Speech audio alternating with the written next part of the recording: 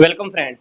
मैं आपके सामने गौरव मिगलानी। हम पढ़ने जा रहे हैं 12th क्लास की बिजनेस स्टडीज का ये चैप्टर जिसका नाम है सुपरविजन। सुपरविजन हमने देखा है पिछली वीडियो के अंदर कि ये डायरेक्टिंग का एक पार्ट होता है। सुपरविजन को हम हिंदी में बोलते हैं, क्या बोलते हैं इसको? सुपरविजन को हम हिंदी में बोलते हैं पर्यवेक्षण। और जो ये काम करता है उसको क्या बोलते हैं हम? सुपरवाइजर। हिंदी में क्या बोलते हैं उसको? पर्यवेक्षक। ये सुपरविजन के चैप्टर के अंदर हमने क्या देखना है, इसका मीनिंग क्या है? हमने सुपरविजन के अंदर सिंपल सी बात यह है कि जो भी इम्प्लॉइज, जो भी वर्कर हमारी कंपनी के अंदर, ऑर्गेनाइजेशन के अंदर काम कर रहे हैं, हमको उनके ऊपर निगरानी बना के रखनी होती है कि जो काम हमने उनको दिया है उस अकॉर्डिंग वो काम हो रहा है कि नहीं हो रहा है। हमने जो उनको प्लान बना के दिया था उसके अकॉर्डिंग वो काम हो रहा है या नहीं हो रहा है। तो मतलब इसका मीनिंग क्या है? Work is being done in the according with the plan and the instructions. मतलब हमने ये देखना है कि जो हमने उनको काम दिया है प्लान के अकॉर्डिंग, इंस्ट्रक्शंस के अकॉर्डिंग वो काम उनसे हो रहा है या नहीं हो रहा है। क्योंकि सबसे इंपॉर्टेंट होता है किसी भी कंपनी, किसी भी ऑर्गेनाइजेशन के अंदर सुपरविजन का काम। आपने एग्जाम में देखा होगा, एग्जाम के अंदर एक सुपरवाइजर होता है। वो सबके ऊपर निगरानी रखता है कि सारे टीचर्स ढंग से अच्छे से ड्यूटी दे रहे हैं या नहीं दे रहे हैं। क्योंकि अगर सुपरवाइजर वहां पे अवेलेबल ना हो तो वहां पर कुछ भी गड़बड़ होने की पॉसिबिलिटीज बहुत ज्यादा बढ़ जाती हैं। इसी तरह से एक ऑर्गेनाइजेशन के अंदर सुपरवाइजर का रोल होता है। सुपरवाइजर कंटिन्यू ऑर्गेनाइजेशन के अंदर एम्प्लॉइज के ऊपर निगरानी बना के रखता है कि क्या काम होता है सुपरवाइजर का, क्यों निगरानी बना के रखता है, ताकि वो ये देखता रहे कि जो टॉप लेवल मैनेजमेंट ने प्लान दिया था, जो उन्होंने काम करने के लिए कहा था, वर्कर उनके अकॉर्डिंग, उस प्लान के अकॉर्डिंग, उस इंस्ट्रक्शंस के अकॉर्डिंग काम कर रहे हैं या नहीं कर रहे हैं। इसलिए सुपरवाइजर का रोल बहुत बढ़ जाता है। तो सुपरविजन के अंदर यही है। अब हम देख लेते हैं कि सुपरविजन की क्या करेक्टरिस्टिक्स होती हैं, क्या फीचर्स हैं, क्या नेचर है, क्या खास बात है। पहली बात, यूनिवर्सल एक्टिविटी। सुपरविजन आपको हर जगह पे करना पड़ता है, चाहे बड़ी ऑर्गेनाइजेशन हो, छोटी ऑर्गेनाइजेशन हो। स्कूल की बात करो, कॉलेज की बात करो, प्रिंसिपल को देखा जाए तो प्रिंसिपल वहाँ पे प्रिंसिपल की पोस्ट भी निभा रहा होता है, और देखा जाए तो सुपरवाइजर की पोस्ट भी निभा रहा होता है। क्योंकि वो ऐसे तो पूरा मैनेजमेंट भी संभालती है, प्रिंसिपल संभालता है प्रिंसिपल, और इसके अलावा क्या करता है, सबके ऊपर वो निगरानी बना के भी रखती है, वो वही प्रिंसिपल की पोस्ट। तो ये यूनिवर्सल एक्टिविटी है, सब जगह पे अप्लाई होता है, हर पोस्ट के ऊपर अप्लाई होता है। Top level management, lower level management, mid level management.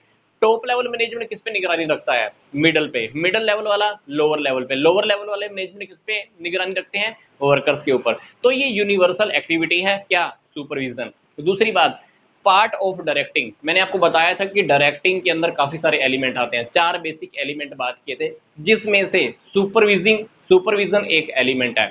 Supervision के अलावा मैंने आपको बताया था डायरेक्टिंग के अंदर कम्युनिकेशन भी आता है, मोटिवेशन भी आता है। इसी तरह सुपरविजन डायरेक्टिंग का एक पार्ट है। तीसरी बात, कंटिन्यू प्रोसेस। सुपरविजन का काम ऐसा नहीं है कि एक बार हो गया, पूरे साल में आपने एक बार निगरानी रखी काम हो जाएगा। नो, आपको लगातार निगरानी बना के रखनी पड़ती है, उनके वर्क परफॉर्मेंस चेक करनी पड़ती है, रिसोर्सेज का प्रॉपर यूज हो रहा है या नहीं हो रहा है, वो लोग रेगुलर काम कर रहे हैं कि नहीं कर रहे हैं, प्लान के अकॉर्डिंग काम हो रहा है या नहीं हो रहा है। आपको पूरी की पूरी कंटिन्यूस प्रोसेस को बना के रखना होता है। चौथी बात, फेस टू फेस कॉन्टैक्ट। जो भी सुपरवाइजर होता है उसको अपने वर्कर्स के साथ फेस टू फेस कॉन्टैक्ट रखना होता है। ऐसा नहीं फोन पे बोल दिया काम कर लियो भाई, हम वहां पे काम चेक कर रहे नहीं गए, नहीं, फेस टू फेस कॉन्टैक्ट हमको रखना पड़ता है ताकि उनके काम के ऊपर हम डायरेक्टली निगरानी रख सकें। पांचवी बात आती है रिक्वायर्ड परफॉर्मेंस। हम ये भी चेक करते हैं, सबसे खास बात होती है जो परफॉर्मेंस हमको चाहिए थी उसके अकॉर्डिंग काम हो रहा है या नहीं हो रहा है। सुपरविजन की सबसे खास बात होती है, सुपरवाइजर चेक करता रहता है। छठी बात, यूटिलाइजेशन ऑफ रिसोर्सेज। रिसोर्सेज का प्रॉपर अच्छे से यूज करना सुपरवाइजर की ड्यूटी होती है, इसलिए वो देखता है कि रिसोर्सेज का प्रॉपर यूटिलाइज हो रहा है नहीं हो रहा है। क्योंकि रिसोर्सेज कभी कभी खाली पड़े रहते हैं, वहां पे काम ही नहीं हो रहा होता। मशीनें हमारे पास 3 हैं, जबकि वर्कर 6 के 6 खाली बैठे हुए हैं। वर्कर की भी हमको सैलरी पे करनी पड़ेगी, और जो हम मशीन खरीद कर लाए थे वो भी ऐसे कैसी ही वेस्ट पड़ी हुई है, उसका भी यूटिलाइज नहीं हो पा रहा है। इसलिए सुपरविजन के अंदर हम ये देखते हैं कि रिसोर्सेज का अच्छे से यूज हो रहा है और या नहीं हो रहा है। अब हम बात करते हैं कि सुपरवाइजर का क्या रोल होता है। सुपरवाइजर का किसी भी ऑर्गेनाइजेशन के अंदर बहुत इंपॉर्टेंट रोल होता है। पहली बात, एस ए की मैन। ऐसे की मान, देखो, टॉप लेवल मैनेजमेंट ने किसको अपॉइंट किया? मिडिल लेवल को। मिडिल लेवल के नीचे कौन अपॉइंट होते हैं? Lower level. लोअर लेवल के अंदर ही सुपरवाइजर लोग होते हैं। सुपरवाइजर देखा जाए तो सीधा सीधा वर्कर के साथ डायरेक्टली कॉन्टेक्ट में होते हैं। अब वर्कर से काम करवाना है तो कौन काम करवाएगा? टॉप लेवल तो नहीं करवाने वाला, मिडल लेवल के भी बस की बात नहीं है, कौन काम करवाएगा? सुपरवाइजर करवाएगा। सुपरवाइजर कहाँ पे काम करते हैं? लोअर लेवल पे, और लोअर लेवल के जस्ट नीचे हमारा प्लेटफॉर्म एरिया होता है। प्लेटफॉर्म एरिया बोले तो जहाँ पर वर्कर काम करते हैं। इसलिए सुपरवाइजर और वर्कर के बीच में बहुत एक अच्छा रिलेशन होता है, पास का रिलेशन होता है, क्लोज रिलेशन होता है। इसलिए देखा जाए तो वो एक की मैन की तरह काम करता है, बिल्कुल उनके नजदीक होकर काम करता है।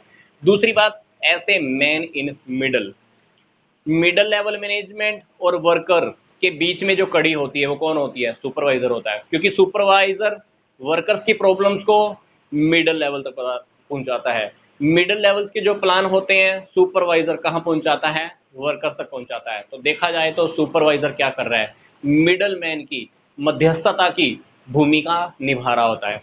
तीसरी बात, ऐसे ह्यूमन रिलेशन स्पेशलिस्ट, सुपरवाइजर देखो डेली रूटीन के काम वर्कर से करवाता है, डायरेक्टली उन लोगों के कांटेक्ट में रहता है। डेफिनेटली काफ़ी सारे वर्कर्स को प्रॉब्लम आती होंगी, शिकायतें रहती होंगी, काफ़ी सारी फीडबैक भी लेनी होती होगी।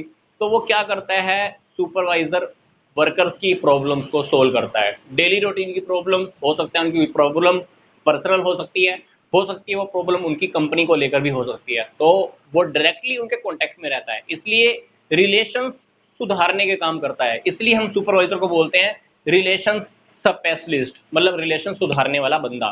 तो वो क्या करता है? रिलेशंस भी इंप्रूव करने का काम करता है। कौन? सुपरवाइजर। तो यहाँ पर 3 रोल हुए सुपरवाइजर के। अब हम बात करते हैं सुपरवाइजर के क्या काम होते हैं, या ये टॉपिक पेपर में कभी कभी ऐसा भी आ सकता है कि सुपरविजन की क्या इंपॉर्टेंस है, सुपरविजन की क्या इंपॉर्टेंस है, या ये क्वेश्चन ऐसे भी आ सकता है फंक्शंस ऑफ सुपरवाइजर्स, सुपरवाइजर के क्या काम है। पहला काम, वो ये देखता है कि काम का सही तरीके से बंटवारा हुआ है कि नहीं हुआ है। पता चला कि 2 वर्कर खाली बैठ रहे और 2 वर्कर के पास बहुत ज़्यादा काम चला गया, ओवरलोड हो गए, तो सुपरवाइजर ये निगरानी रखता है कि काम का सही बंटवारा हो, रिसोर्सेज का सही बंटवारा हो, रिसोर्सेज का प्रॉपर अच्छे से यूटिलाइज हो, मशीनें ऐसी ना हो कि खाली पड़ी रहें, लोग ऐसे ना हो कि खाली पड़े रहे, नौकरी पे आए शाम को खाली उठकर चले जाए, कुछ काम भी ना हो। तो सुपरवाइजर कंटिन्यू उनके ऊपर निगरानी बना के रखता है ताकि रिसोर्सेज का प्रॉपर यूटिलाइज होता रहे। तीसरी बात, मोटिवेटिंग द सबऑर्डिनेट, सुपरवाइजर्स के नीचे भी वर्कर जो जितने भी लगे होते हैं वो उनको रेगुलर मोटिवेट करता रहता है काम करने के लिए। मोटिवेशन से ही तो क्या वो फर्म के टारगेट को अचीव करा पाता है। चौथी बात, इफेक्टिव कम्युनिकेशन, इफेक्टिव कम्युनिकेशन भी करना होता है सुपरवाइजर ने। क्यों करना होता है? टॉप लेवल मिडिल लेवल की मैनेजमेंट की बातों को कौन पहुंचाएगा वर्कर तक? सुपरवाइजर पहुंचाएगा। सुपरवाइजर की अगर कोई कंप्लेन है, सुपरवाइजर के पास अगर कोई कंप्लेन है वर्कर्स की, या कोई सजेशन है, वर्कर्स मान लो सुपरवाइजर को कोई कंप्लेन देते हैं या सजेशन देते हैं, तो सुपरवाइजर क्या करता है? ऊपर तक पहुंचाता है। तो कम्युनिकेशन का काम भी करता है। पांचवी बात, डिसिप्लिन बना के रखना, काम होता रहे, रेगुलर होता रहे, कोई गड़बड़ ना हो।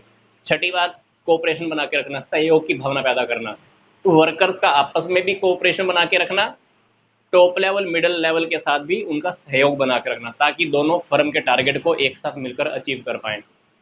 फीडबैक, फीडबैक का टॉपिक मैंने आपको ही बताया। ऊपर की बात वर्कर्स तक पहुंचानी, वर्कर्स की फीडबैक टॉप लेवल तक पहुंचानी है, मिडिल लेवल तक पहुंचानी। आठवीं बात, रिक्रूटमेंट एंड सिलेक्शन, कभी कभी सुपरवाइजर को फर्म के अंदर भर्ती का काम, सिलेक्शन का काम भी दिया जाता है, क्योंकि एक सुपरवाइजर को भी पता होता है कि फर्म में प्लेटफॉर्म एरिया पे किस टाइप के लोग चाहिए। तो जब भी फर्म के अंदर नए इंप्लॉइज आने होते हैं वर्कर टाइप के, तो वो काम सुपरवाइजर को दिया जाता है कि तू ही सिलेक्ट कर ले कि कौन से वर्कर तेरे को काम करने के लिए चाहिए। अगली बात आती है कि मेकिंग इजी कंट्रोलिंग, कंट्रोलिंग के काम को बहुत इजी कर देता है। कंट्रोलिंग के काम को कैसे इजी कर देता है? कभी कभी फर्म के अंदर जो हमने फिक्स किया होता है टारगेट, उस अकॉर्डिंग काम नहीं हो रहा होता, तो वो क्या करता है? चेक करता है कहाँ पे गड़बड़ आ रही है, जहाँ गड़बड़ आ रही है उस गड़बड़ को क्या करता है? कंट्रोल करता है। कहीं पर बैलेंस नेगेटिव आया, मान लो हमने टारगेट फिक्स किया था 1000 का, प्रोडक्ट रेडी हुए 800, 200 का डिफरेंस, 200 का डेविएशन आया, मतलब माइनस में चल रहा है हमारा आंसर, उस डेविएशन को कंट्रोल करता है ताकि ये गलती दोबारा से रिपीट ना हो। तो सुपरवाइजर के यहाँ पर काफ़ी सारे फंक्शंस हो जाते हैं, और ये टॉपिक मैंने आपको पहले ही बताया कि ये सुपरविजन की क्या है इंपॉर्टेंस, भी हम इसको कह सकते हैं। तो हमारा ये चैप्टर सुपरविजन इतने में ही हमारा कंप्लीट हो चुका है। तो मिलते हैं नेक्स्ट वीडियो में। आई होप ये वीडियो आपको अच्छा लगा होगा। तो वीडियो देखने के लिए आपका धन्यवाद।